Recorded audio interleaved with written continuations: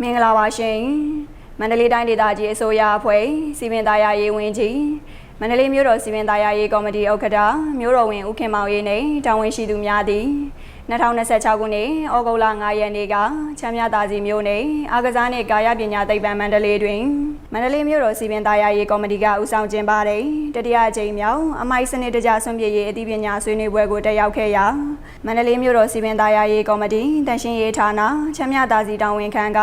ပြည်သူလူထုပူးပေါင်းပါဝင်သောအမိုက်စနစ်တကျဆွံ့ပြည့်ခြင်းဆိုင်ရာအကြောင်းအရာများအမိုက်ဆွံ့ပြည့်မှုနဲ့ပတ်သက်တဲ့ပညာပေးအစီအစဉ်များကိုဆွေးနွေးပြောကြားခဲ့ရာ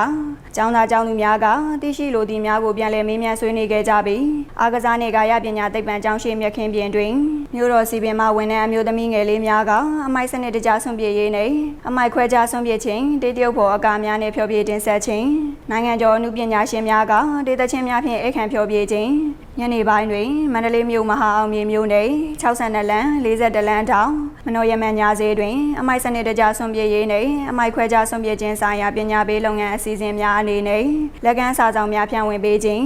မြို့တော်စီပင်ဝန်ထမ်းများနဲ့နိုင်ငံကျော်ဒေသရှင်များရဲ့ဖျော်ဖြေတင်ဆက်ခြင်းများကိုမန္တလေးမြို့တော်ဝန်ပြည်ကြီးတံခွန်မြို့နယ်လွှတ်တော်ကိုယ်စားလှယ်မန္တလေးမြို့တော်စီပင်သားရရေးကော်မတီအတွင်းရေးမှူးတွဲဖက်အတွင်းရေးမှူးကော်မတီဝင်များဌာနမှူးများအားကစားနှင့်ကာယပညာသိပ္ပံမန္တလေးမှာကျောင်းအုပ်ကြီးနှင့်တာဝန်ရှိသူများကျောင်းသားကျောင်းသူများမြို့တော်စီပင်မှဝန်ထမ်းများနဲ့မြို့နေပြည်သူများကစီကားတိုင်းမြိုက်စွာပါဝင်ဆင်နွှဲခဲ့ကြောင်းသိရပါတယ်ရှင်